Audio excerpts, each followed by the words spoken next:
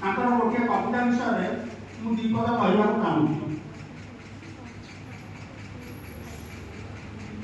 ମୋ ଘର ବାଣପୁର, ଯୋଉଠି ପଣ୍ଡିତ ଭଗବତ ମିଶ୍ରଙ୍କର କାଳିଜାଇ କବିତା ବିଷୟରେ ସମସ୍ତେ ଜାଣିଛନ୍ତି। ପଣ୍ଡିତ ଭଗବତ ମିଶ୍ରଙ୍କ କାଳିଜାଇ କବିତାରେ ଚିଲିକାର ଭୂଗୋଳ ଟିକେ ଅଛି ଏବଂ ଚିଲିକାର ରୌଦ୍ର ରୂପ ବିଷୟରେ ବର୍ଣ୍ଣନା କରାଯାଇଛି ଏବଂ କରୁଣ ରସରେ ପ୍ଲାବିତ ହୋଇଛି। କିନ୍ତୁ ସ୍ୱର୍ଗତ ପରିଡ଼ାଙ୍କର କାଳିଜାଇ ସନ୍ଧ୍ୟା କବିତା ଏକ ଭିନ୍ନ ସ୍ୱାଦ ଦେଇଥାଏ।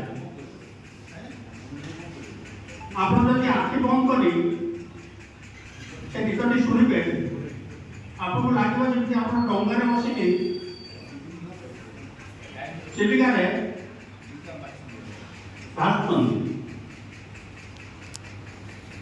ଚିଲିକାର ମତ୍ସ୍ୟ ସମ୍ପଦ, ବିହଙ୍ଗ ଏବଂ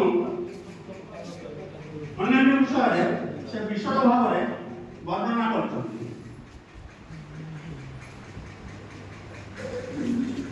ସେ ଭାରି ଆଶାବାଦୀ ଥିଲେ।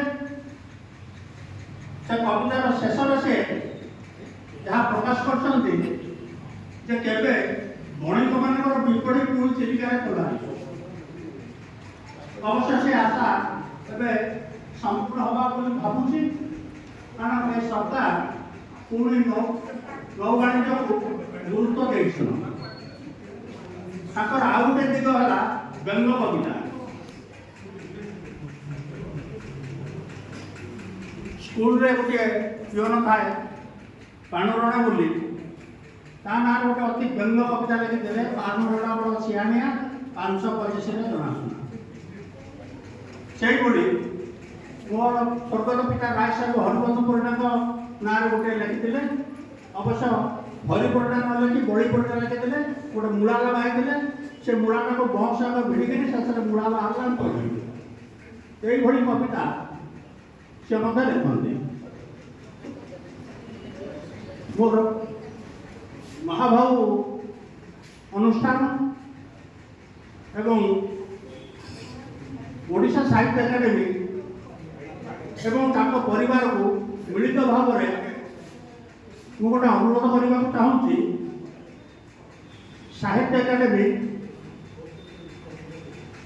ଏହି ସଭାଟି 1 ତାରିଖ ସଭାଟି ଟାଙ୍ଗୀ କିମ୍ବା ଚାନ୍ଦପୁରରେ କରନ୍ତୁ।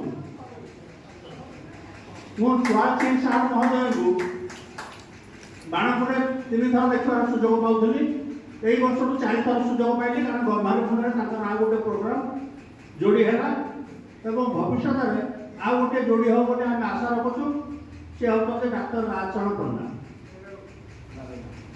ବାଲୁ। ସେ 50ରୁ ଉର୍ଦ୍ଧ୍ୱ ବହି ଲେଖିଛନ୍ତି ଏବଂ ମହାବାହୁ ସଂସ୍ଥା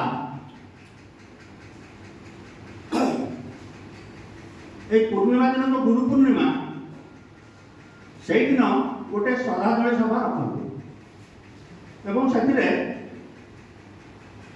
ତାଙ୍କ ପରିବାର ବର୍ଗ ଟିକେ ସହଯୋଗ କଲେ এই ଖୋର୍ଦ୍ଧାରେ ସେଇ ଗୁରୁ ପୂର୍ଣ୍ଣିମା ଦିନ ଉତ୍ସବଟି ପାଳନ ହୋଇପାରିବ।